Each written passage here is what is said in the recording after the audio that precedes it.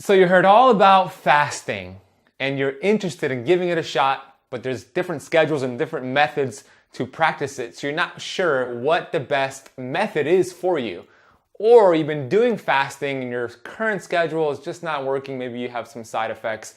In this video, I'm going to show you 3 ways to practice fasting so you get all the amazing results and none of the side effects. Now, these are going to be 3 ways that you could fit right into your schedule. What's up, everybody? Ben Azadi here, certified functional health practitioner, best-selling author. I am on a mission to help 1 billion people on planet Earth.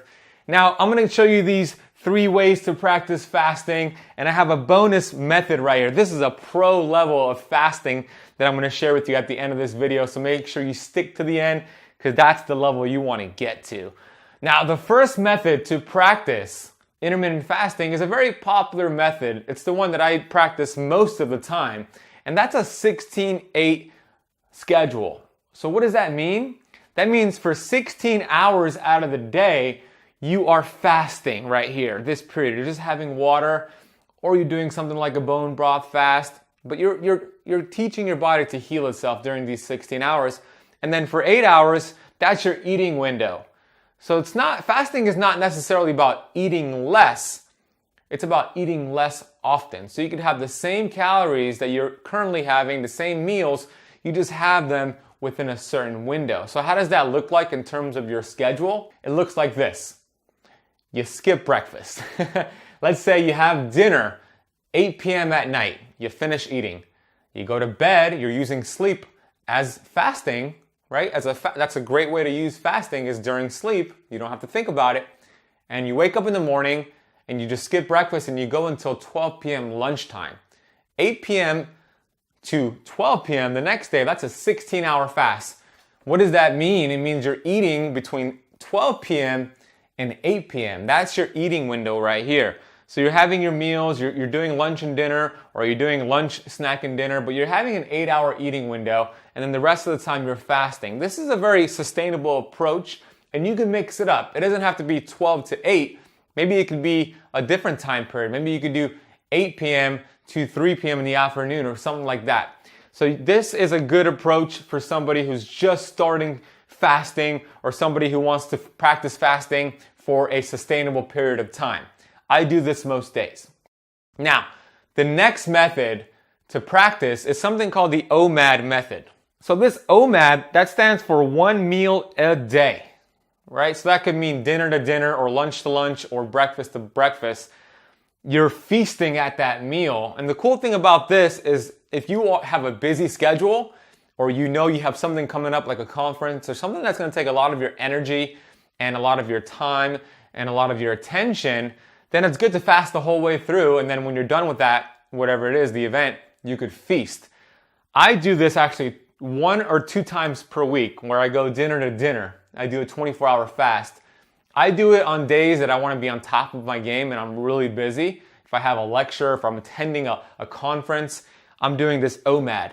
Now, you want to be careful with this method. You don't want to do this too much. You don't want too much of that autophagy, right? Autophagy is great. It's your body's way of repairing cellular junk, and it's catabolic. You don't want too much of that. You want a healthy balance of mTOR, anabolic, and autophagy, catabolic. So if you're doing the OMAD too long, it's going to create some problems. So if you want to throw this into your schedule once or twice a week, and then have this 4 or 5 times a week, that's a powerful 1-2 punch right here for fat loss, for energy, for health. I like that approach. That's kind of what I do.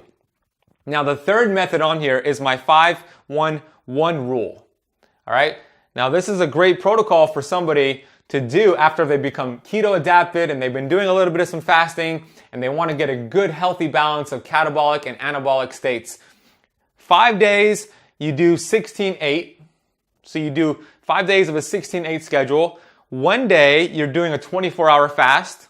And then 1 day, you're having a feast day where you're getting out of ketosis if you are keto and you're having high healthy carbs and you're not fasting. You're actually having breakfast, lunch, and dinner. If you've been fasting for a while now and your body is going to get used to that state and like I said, you're going to have too much autophagy. When you throw in a feast day with no fasting, high healthy carbs, that adaptation creates hormone optimization. Your hormones become more sensitive, so you actually get more results doing this. And I know it's difficult for my fellow fasters out there to eat breakfast nowadays, even for myself, because I don't really eat breakfast, I'm not even hungry. But I promise you, if you've been doing this for a while and you throw in this 5-1-1 rule, you're gonna notice a boost in your results. All right, here we go, bonus tip. Now this is only if somebody has been doing this for a while, a couple months or so, and they wanna take it to an elite level of getting the benefits of fasting. That's gonna be what's called a block fast, 3 days or more.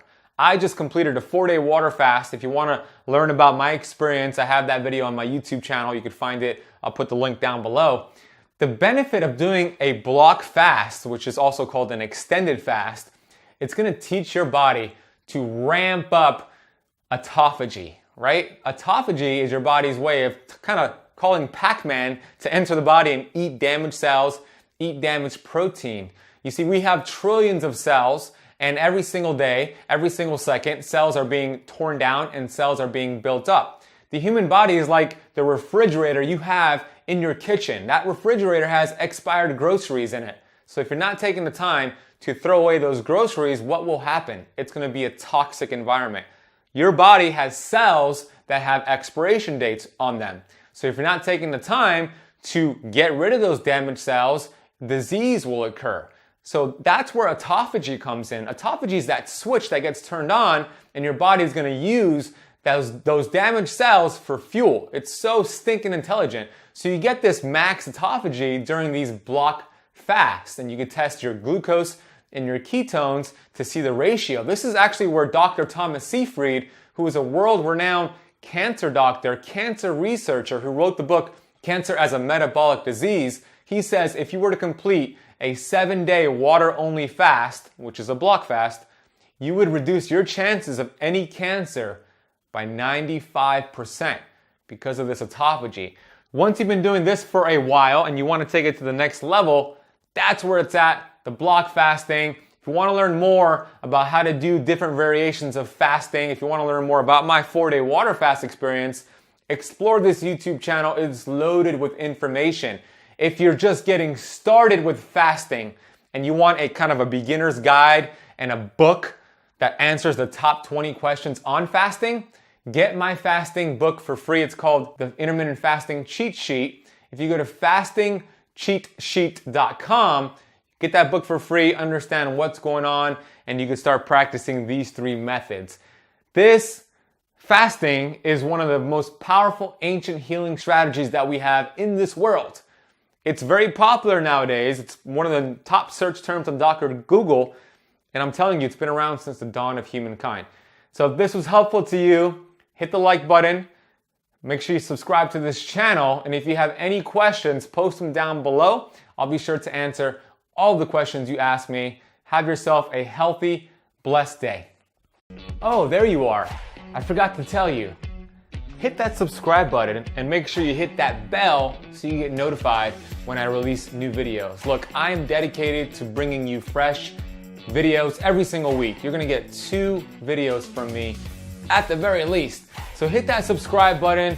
You'll get this amazing content when it comes to keto, when it comes to fasting, when it comes to upgrading your health. Hit that subscribe button. I'm gonna say it 3 more times. Hit that subscribe button. Hit that subscribe button. Hit that subscribe button. Thank you so much. See you soon.